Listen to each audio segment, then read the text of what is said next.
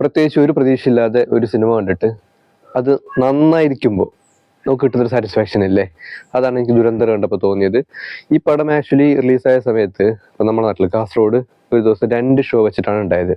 അതായത് ഉച്ചയ്ക്കൊരു ഷോ, രാത്രി 10 മണിക്കൊരു ഷോ. അപ്പോൾ ഈ ഒരു ടൈമിങ് എനിക്ക് തീരെ സെറ്റ് ആവാത്തത് കൊണ്ടും പടത്തിൻ്റെ ഡ്യൂറേഷൻ ഏതാണ്ട് 3.5 മണിക്കൂറുള്ളത് കൊണ്ടും ഞാൻ വലിയ താല്പര്യം കാണിക്കാതെ തിയേറ്ററിൽ പോയി കാണാത്തൊരു പടമായിരുന്നു ഇത്.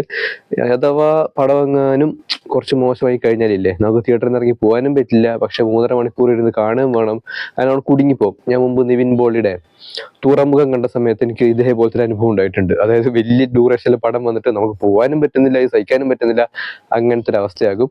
അങ്ങനെ ഒരു ഹാഫ് മൈൻഡിലാണ് ഞാൻ ഈ പടം കാണാൻ വിട്ടിരുന്നത് OTT റിലീസിന് ശേഷം.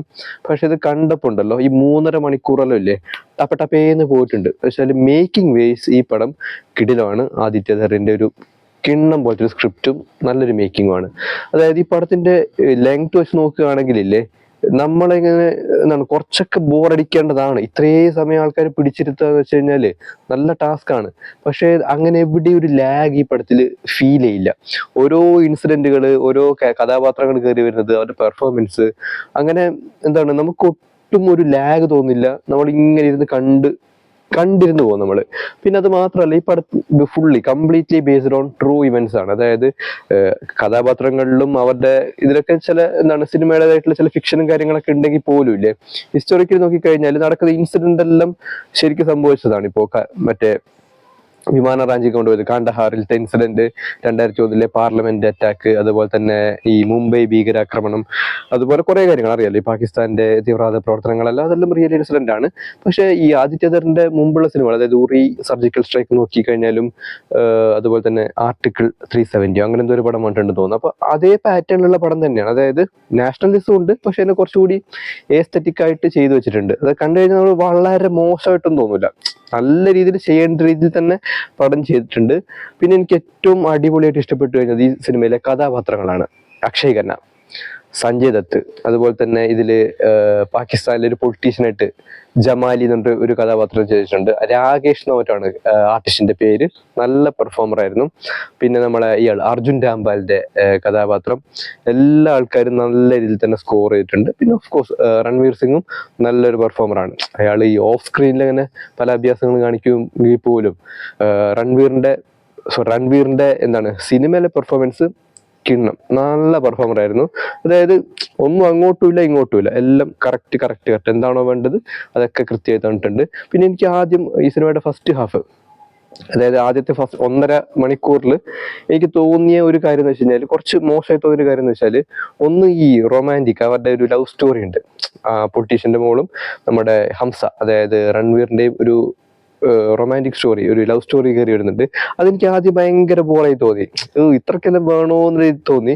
പക്ഷെ എന്റെ സെക്കൻഡ് ഹാഫ് കണ്ട സമയത്ത് അത്രയെങ്കിലും വേണം. കാരണം എന്നാൽ മാത്രമേ ഇയാൾക്ക് കൃത്യമായ രീതിയിൽ ഇയാളുടെ ഓപ്പറേഷൻസും കാര്യങ്ങളെല്ലാം നടത്താൻ വേണ്ടി പറ്റൂ. സോ ആദ്യം കുറച്ച് ബോറായി തോന്നിയെങ്കിലും ഇല്ലേ, സിനിമയുടെ സെക്കൻഡ് ഹാഫ് കാണുന്ന സമയത്ത് അത് സാറ്റിസ്ഫൈങ് ആയ പോലെ തോന്നി. പിന്നെ മറ്റൊരു കാര്യം എന്ന് വെച്ച് കഴിഞ്ഞാൽ, ആദ്യത്തെ ഫസ്റ്റ് ഹാഫിലില്ലേ ഒരു എക്സ്പ്ലോഷൻ, കുറെ ഗ്യാസ് സിലിണ്ടർ എല്ലാം വെച്ചിട്ട് ഒരു എക്സ്പ്ലോഷൻ ഒരു സീനുണ്ട്. ആ ഭാഗത്തെ VFX വർക്ക് കുറച്ച് നല്ല വൃത്തിയായിട്ട് ചെയ്തിരുന്നെങ്കിലുണ്ടല്ലോ, അത് കാണാനൊരു ഭംഗിയുണ്ടായിരുന്നു. ഇപ്പൊ മലയാളത്തിൽ പോലും നമുക്കിപ്പോ റീസെന്റ് വരുന്ന എല്ലാ പടങ്ങളും നോക്കിക്കഴിഞ്ഞാലും നമ്മുടെ VFX വർക്കെല്ലാം ഇല്ലേ അത്യാവശ്യം ക്വാളിറ്റി ഉള്ളതാണ്. അത് ഈ ഇങ്ങനെയുള്ള ഹിന്ദി പടങ്ങൾ കാണുമ്പോഴത്തേക്ക് നമുക്കൊരു കമ്പാരിസൺ വരും. സോ നമ്മുടെ ടെക്നിക്കൽ സൈഡ് കുറച്ചുകൂടി ബെറ്റർ ആണെന്ന് തോന്നും. ഈ പടത്തിൽ കുറച്ച് വീക്കറായിട്ട് തോന്നി. ഒന്ന് മാത്രമല്ല, ഈ പടത്തിലെ ഈ ക്യാമറ ആംഗിൾസ്, ക്യാമറ മൂവ്മെന്റ് എല്ലാം അത് കുറച്ചുകൂടി നീറ്റാക്കിയിരുന്നെങ്കിൽ, ചുരുങ്ങിയ നമ്മുടെ അമൽ നീരദിന്റെ കയ്യിലെങ്കിലും ഈ സാധനം കിട്ടിയിരുന്നെങ്കിലുണ്ടല്ലോ, ക്യാമറ കൊണ്ട് കുറേ അഭ്യാസങ്ങൾ കാണിക്കാനുള്ള സ്പേസ് ഈ പടത്തിലുണ്ടായിരുന്നു. കാരണം അങ്ങനെയാണ് നമുക്ക് ചില സീനുകൾ കാണുമ്പോൾ തന്നെ നമുക്ക് തോന്നും. പ്രത്യേകിച്ച് പറയുകയാണെങ്കിൽ ഈ സഞ്ജയ് ദത്തിന്റെ ഇൻട്രോയും അതുപോലെ തന്നെ അക്ഷയ് ഖന്നയുടെ ഇൻട്രോയിലല്ലോ ഇല്ല, ചില സീനുകൾ കാണുമ്പോഴത്തേക്ക് ഒന്ന് മാറ്റി പിടിച്ചിരുന്നെങ്കിൽ കിടിലാവുമായിരുന്നു. അതായത് ഇപ്പൊ മോശം എന്നല്ല, അടിപൊളിയാണ്. പക്ഷെ ഒന്നുകൂടി നന്നാക്കാനുള്ള സ്പേസ് അവിടെ ഉണ്ട്. വേണമെന്ന് വെച്ച് കഴിഞ്ഞാൽ നന്നാക്കാൻ വേണ്ടി പറ്റും.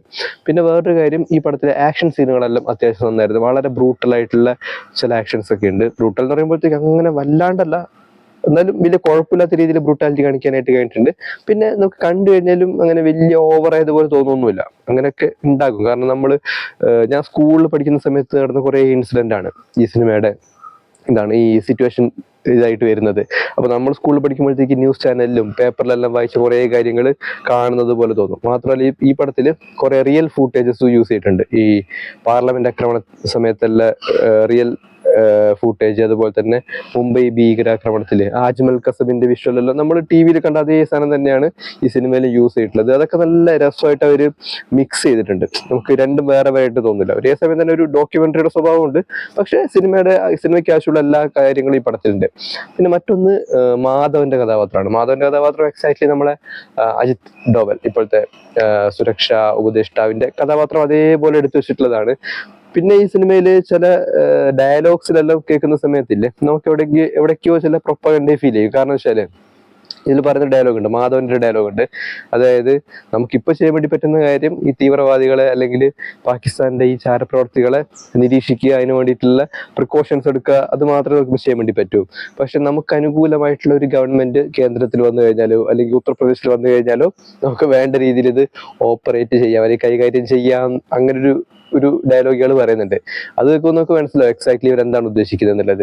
പക്ഷെ എല്ലാ ഭാഗത്തുനിന്നും അങ്ങനെ വല്ലാണ്ട് ഈ നാഷണലിസം കുത്തിക്കയറിയിട്ടൊന്നും ഇല്ല കേട്ടോ. പിന്നെ കാണുന്ന സമയത്ത് ഇതിലെ ഇൻസിഡന്റുകളെല്ലാം റിയൽ ആയതുകൊണ്ട് തന്നെ നമുക്ക് എവിടെയെങ്കിലും കുറ്റം പറയാനും പറ്റില്ല. ഇങ്ങനെയൊക്കെ ആയിരിക്കും നമുക്ക് അസ്യൂം ചെയ്യാം. കാരണം നമുക്ക് ആർക്കും അറിയില്ലല്ലോ ഇതെങ്ങനെയാണോ എന്ന്.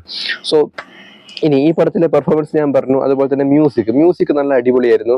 പിന്നെ പഴയ ചില പാട്ടുകൾ, ഇപ്പോൾ ഉഷാ ഉതുപ്പിന്റെ പാട്ട്, അതുപോലെ തന്നെ പണ്ടത്തെ ചില ഹിന്ദി ഹിറ്റ് പാട്ടുകളെല്ലാം ഈ പടത്തിന്റെ ചില സീനിൽ ഉപയോഗിച്ചിട്ടുണ്ട്. എനിക്ക് തോന്നി ലോകേഷിന്റെ സിനിമയെല്ലാം കണ്ടിട്ട് ആൾക്കാർക്ക് ഈ പഴയ പാട്ടിട്ട് വെടിവെക്കുക, ഫൈറ്റ് ചെയ്യുക എന്നെല്ലാം പറയുന്നത് ഒരു ബാധ പോലെ കൂടിയെന്ന് തോന്നുന്നു. സോ പക്ഷെ അത് മോശമായിട്ടൊന്നും കേട്ടോ, നന്നായി തന്നെ ചെയ്തിട്ടുണ്ട്. രസമായിരുന്നു. ആ ഉഷാ ഉതുപ്പിന്റെ ഒരു പാട്ടും ആ ഒരു ഫൈറ്ററും നല്ല രസമായിരുന്നു. പിന്നെ എന്താണ് പറയാൻ വിട്ടുപോയത്, ക്യാമറയുടെ കാര്യം പറഞ്ഞു, മ്യൂസിക്കിന്റെ കാര്യം പറഞ്ഞു. അപ്പോൾ ഓക്കെ, എങ്ങനെ നോക്കിക്കഴിഞ്ഞാലും ഇതിന്റെ സ്ക്രിപ്റ്റ് വൈസ് നോക്കിക്കഴിഞ്ഞാലും അടിപൊളിയാണ്. പിന്നെ കഴിഞ്ഞൊരു 10 വർഷത്തിനിടയിൽ ബോളിവുഡിൽ വന്നിട്ടുള്ള ബാക്കിയുള്ള ഈ രാജ്യസ്നേഹം പടങ്ങളും അതുപോലെ തന്നെ സ്പൈ യൂണിവേഴ്സ് ഉണ്ടല്ലോ അവർക്ക് വേറെ തന്നെ, അത് നോക്കിക്കഴിഞ്ഞാലും അതിനൊക്കെ ഫാർ ബെറ്റർ ആയിട്ടുള്ളൊരു പടമാണ് ദുരന്തർ. അപ്പോൾ ദുരന്തർ വിചാരിച്ച പോലെ ദുരന്തമൊന്നുമല്ല, നല്ല പടമാണ്. 3.5 മണിക്കൂർ ഞാൻ വിചാരിച്ചത് 2 ദിവസമായിട്ട് പകുതിയായിട്ട് കണ്ടു തീർക്കേണ്ടി വരുന്നതാണ്. പക്ഷെ അങ്ങനൊന്നുമല്ല, ഞാൻ ഒറ്റ ഇരിപ്പിൽ തന്നെ കണ്ടു തീർത്ത പടമാണ്. So it's A nice movie, കണ്ടു നോക്കുക, നല്ല പടമാണ്.